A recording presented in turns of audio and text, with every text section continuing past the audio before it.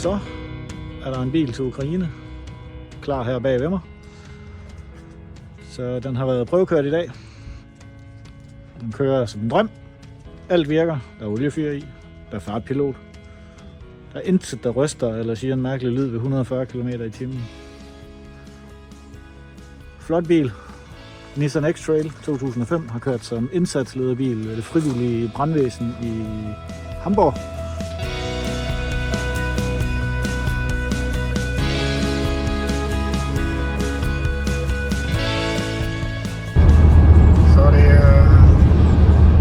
Så er det morgen. Det er lørdag den 22. november 2025. Klokken nærmer sig 8, solen er stået op, og Peter, bilen der kører foran, og jeg nærmer os den dansk-tyske grænse på vej til Ukraine.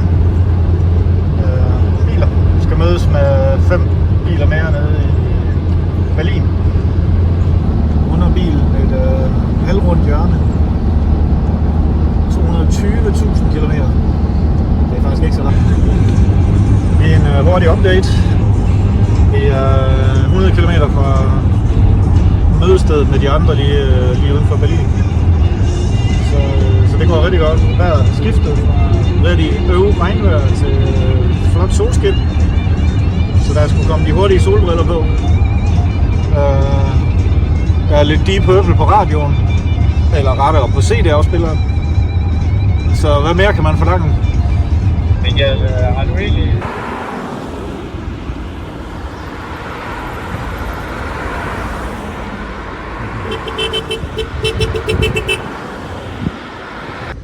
Den endte jo med at blive godt fyldt, må man sige. Der ligger ting under sæderne og alle steder i den her bil nu.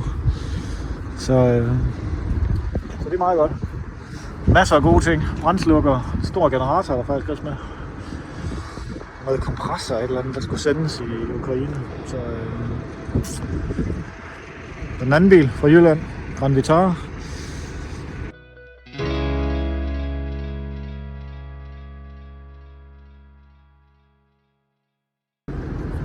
Så er tropperne samlet. Line up.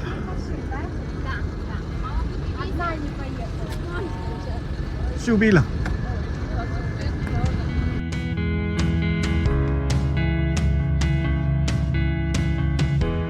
Både lidt morgenmad. Er i Polen tæt på den ukrainske grænse.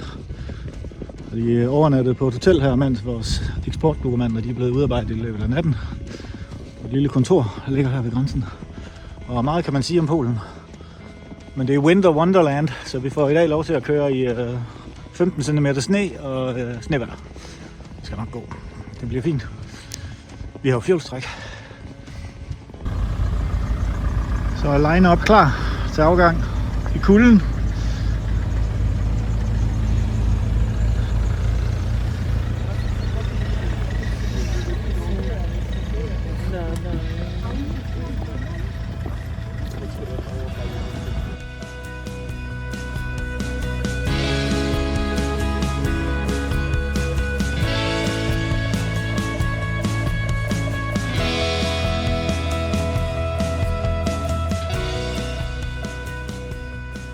Toldområdet. Vi har fået de første 3 biler igennem, så mangler vi lige de sidste 4, men de er ved at blive toldbehandlet nu. Det foregår i en kælder herovre bagved den blå bus der. Så skal man ned og bruge spidse albuer for at komme foran alle lastbilchaufførerne, der bare har 1000 dokumenter med for at få deklareret alt det, de har i deres lastbiler. Så man skal på en eller anden måde med foran dem, men de er okay med det. De ved godt, at deres tager måske en halv time, og vores tager 5 minutter. Men ja, der er begrænset kapacitet, så det må vi leve med. Ellers går det forrygende. På tekniksiden er der lidt problemer med en gammel indsatslederbil fra brandvæsenet, en Volvo. Hans batteri det aflader, så vi kører på lånt tid, som man må sige, men det er heldigt, at min bil kan faktisk lade 2 batterier på én gang. Så vi har nogen at skifte med, så kan vi lade samtidig med, at vi aflader det der i Volvoen, og så lige skifte, når man holder af. Så går det.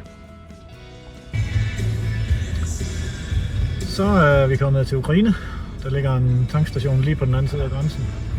Der var lige inden der var nogen, der skulle komme rundt med noget bagage og nogle passagerer. Så Yeah, we just passed the truck and coming to get you. Maybe they turn on the radio or something.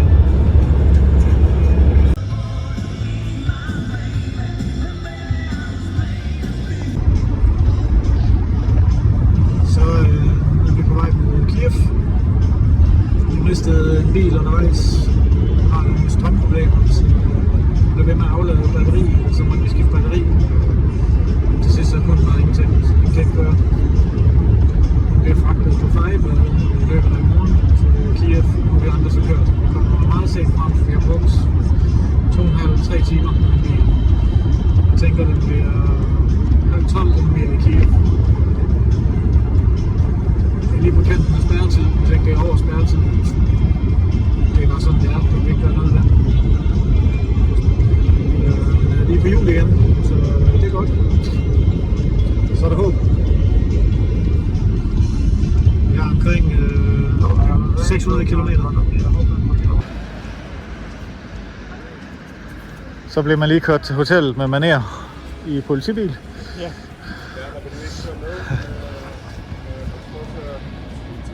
Så er vi ankommet 3 minutter over midnat. Det virker som en stille aften i Kiev.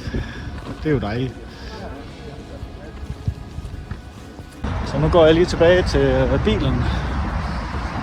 Jeg skal have den, de havde ryddet lidt op i den, og så skal jeg have den fyldt op med dieselolie, så de får en fyldt bil.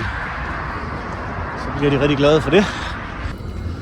Og jeg troede egentlig lige, at jeg skulle ud i det hul der, men det skal jeg så ikke, kan jeg se. Nu holder der lige en. Der er også en bag ved mig. Jeg skal egentlig ud og fylde dieselolie på, men det kan jeg se, det bliver på et andet tidspunkt. Det er jo det, der sker i storbyen, når man holder i 2 rækker. Ja, der er luftalarm lige nu, og jeg er lige ude at finde noget dieselolie, men det er sgu lidt et problem, fordi der er GPS-jamming, eller de har slukket GPS-signalerne, så jeg kan ikke finde rundt i Kiev. Det er noget lort. Nå, vi må få det bedste ud af dagen. Det er en halvstor by. Vi ser. Over en aften.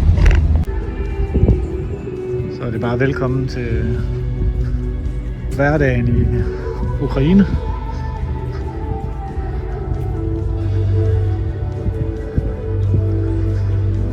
Endnu en begravelse.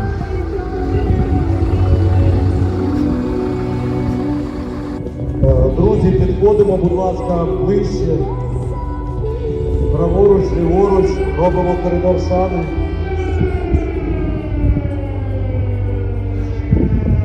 Det krydder vi så lige med en luftalarm.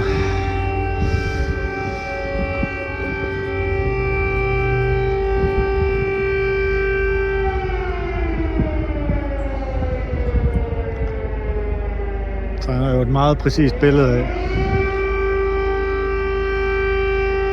hvordan hverdagen i Ukraine er.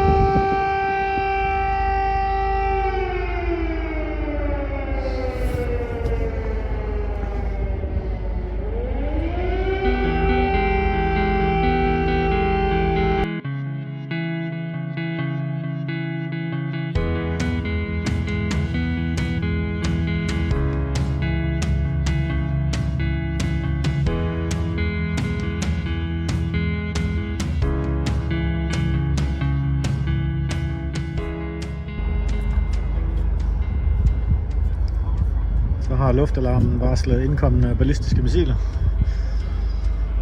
De ser sådan her ud. Så er der jo terrorismen fra himlen. Det er de her Shahed-droner, som kommer ind i hundredvis.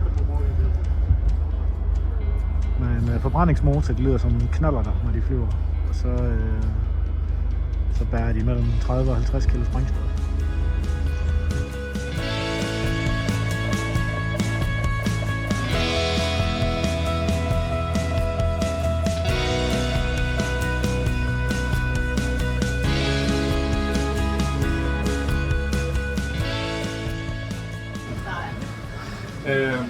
Så der er frokost med det lokale politi og holdet.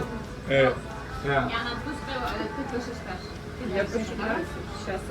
Jeg mange. Også det skal lige. Det, der skal ske nu, det er, at jeg skal følge efter en politibil. Så skal jeg ind på den der mindeplads foran Kievs mest berømte kirke, hvor bilen skal overdrages til militæret. Jeg tror ikke, der er så mange, der får lov til at køre ind på den plads. Men det er sådan lidt vildt. Men de kan sgu noget med de gode forbindelser. Lille og Christian og Maiken. Det er cool.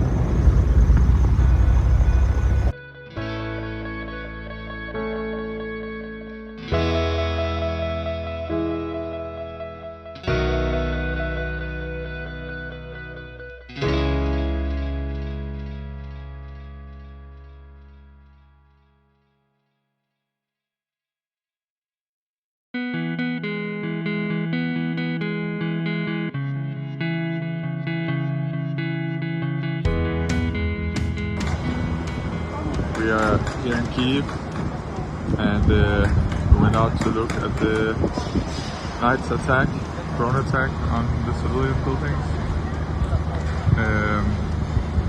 There were several attacks. This one just one of, I think, 6 or 7. People are gathering their belongings and windows are being boarded up.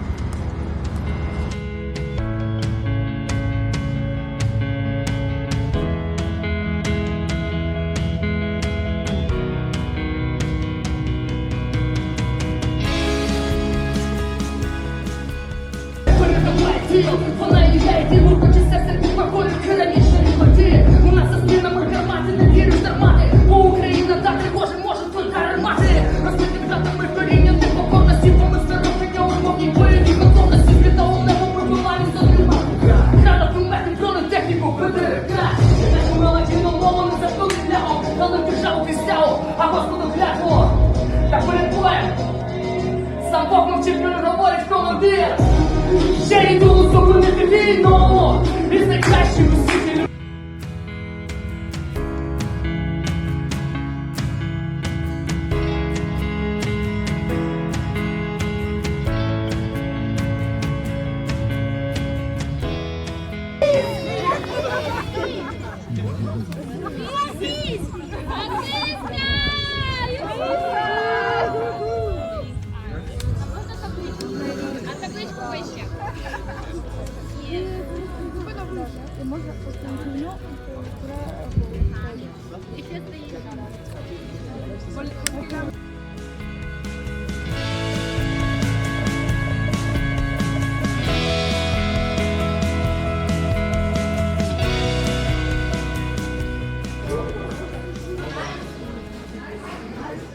Så mødes Maiken på McDonald's ved de børn, hun havde i Danmark, som blandt andet er fra den militærskole. Men McDonald's er lige løbet tør for strøm, så der er kun sådan noget nødbelysning. Nu kom det ikke.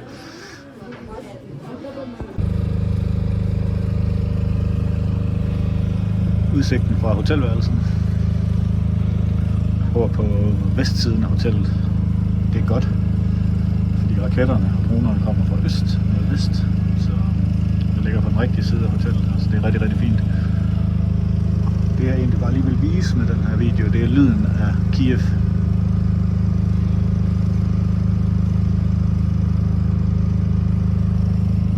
Det Det er generatorer, der kører overalt nede i byen. De står på fortovene, de står i baggårdene, alle steder.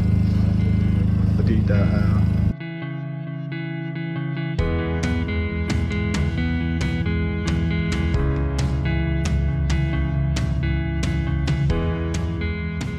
Yeah. So this says Vladimir Putin, do fuck off. Go for By it. the way, I mean it.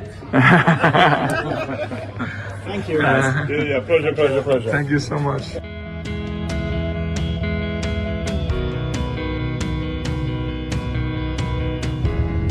Det har også været en okay nat.